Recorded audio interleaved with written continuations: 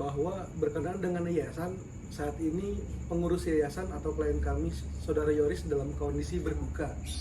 Sangat disayangkan ketika dalam kondisi berduka ada oknum yang ingin mengambil alih yayasan tersebut gitu. Apa motifnya sebenarnya untuk menguasai yayasan tersebut?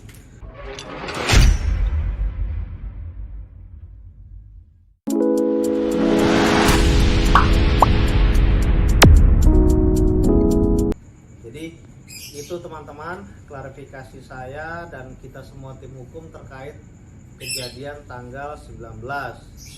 Selanjutnya kita akan klarifikasi terkait berita media atau yang disampaikan oleh PH Pak Yosep di channel Pak Indra Kepala Desa terkait yayasan. Maka saya serahkan kepada rekan kita Pak Aryo, silakan. Baik, terima kasih Bang Topan. Teman-teman media semua, perlu saya klarifikasi bahwa berkenaan dengan yayasan, saat ini pengurus yayasan atau klien kami, Saudara Yoris, dalam kondisi berduka. Sangat disayangkan ketika dalam kondisi berduka ada oknum yang ingin mengambil alih yayasan tersebut gitu. Apa motifnya sebenarnya untuk menguasai yayasan tersebut? Perlu diketahui, dari awal pembentukan yayasan hingga saat ini, Saudara Yoris, klien kami, menjalankan yayasan dengan baik, tidak ada kesalahan ataupun yang lainnya. Tiba-tiba ada isu akan mengganti klien kami, dari pengurus ketua yayasan akan diganti oleh oknum tersebut. Jangan-jangan ada motif di dalam perkara ini, ada orang yang ingin menguasai yayasan. Ada apa itu pertanyaannya? Dan perlu kami sampaikan, di dalam pasal 35 ayat 1 Undang-Undang Yayasan, jelas penguruslah yang berwenang melakukan segala tindak keluar ataupun ke dalam membawa yayasan menjadi lebih baik. Dalam hal ini untuk kegiatan belajar mengajar sekolah, sampai saat ini klien kami tetap memprioritaskan belajar mengajar di Yayasan Bina Prestasi Nusantara tetap berjalan. Secepatnya klien kami akan menunjuk PLT kepala sekolah karena Saudara Wahyu dalam kondisi sakit dan tidak memungkinkan, dan akan kami panggil secepatnya Saudara Wahyu untuk menjalankan kembali sekolah ataupun penggantinya, seperti itu. Jadi saya tambahi bahwa opini-opini di luar yang menyampaikan bahwa Saudara Yoris tidak bertanggung jawab atas yayasan itu merupakan opini yang salah besar. Di sini Yoris tidak menjalankan yayasan karena perlu kita ketahui bersama yang menjadi objek tempat perkara kejadian pembunuhan ini adalah yayasan itu sendiri, kantor yayasan.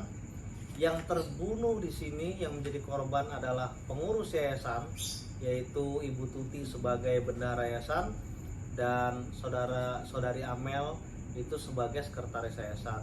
Sehingga sangat wajar ketika Bapak Yoris belum akan mengaktifkan yayasan, karena sampai saat ini pun kantor yayasan yang notabene adalah rumah yang menjadi tempat terjadinya pembunuhan itu masih di Polisland dan masih menjadi konsumsi penyidik kepolisian. Dan terkait sekolah, kita juga sama memiliki visi, apalagi Pak Yoris ini adalah ketua yayasan yang sangat bertanggung jawab atas berjalannya pendidikan di SMA tersebut. Sehingga seperti yang disampaikan oleh rekan kami tadi, bahwa sekolah ini juga akan segera kita aktifkan dengan cara-cara dan prosedur administrasi yang baik dan benar. Sehingga kami mohon dan kami ingatkan kepada pihak-pihak jangan terburu-buru memberi opini-opini, apalagi ada niatan untuk mengambil alih yayasan atau menguasai yayasan dengan dalih-dalih alasan pendidikan dan lain-lain. Kami tahu, kami sudah selidiki tujuan sebenarnya, dugaan tujuan sebenarnya itu apa, kami sudah paham.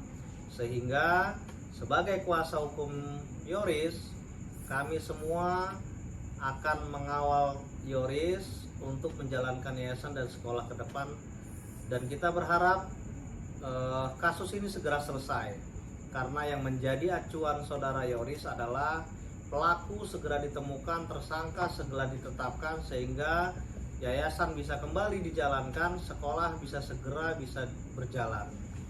Jadi dengan ini kami sudah tegaskan bahwa yayasan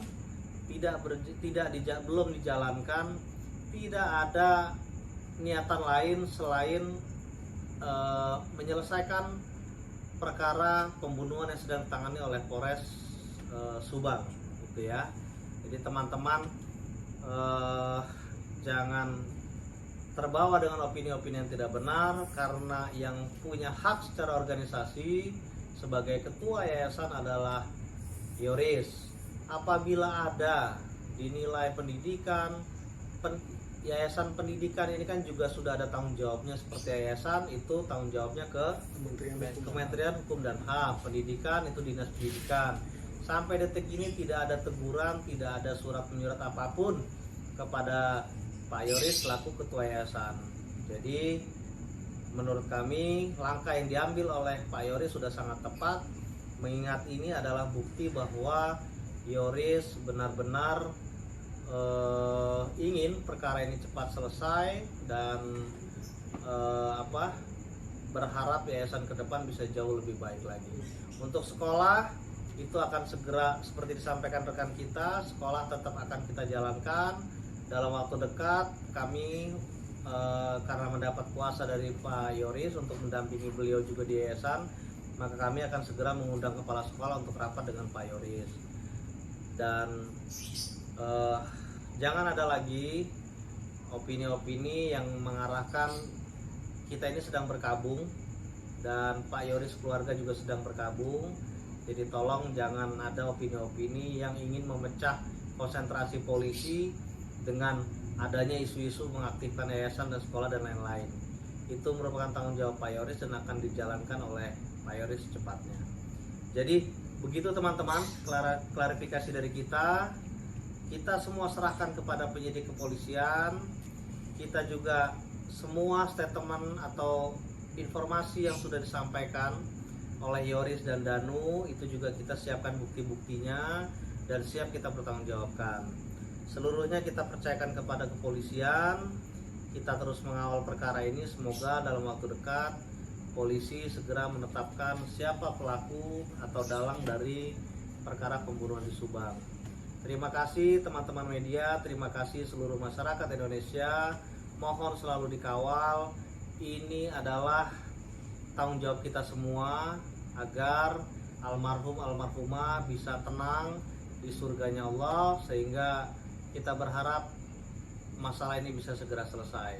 Terima kasih. Wallahu muwaffiq ila aqwamit thoriq. Assalamualaikum warahmatullahi wabarakatuh.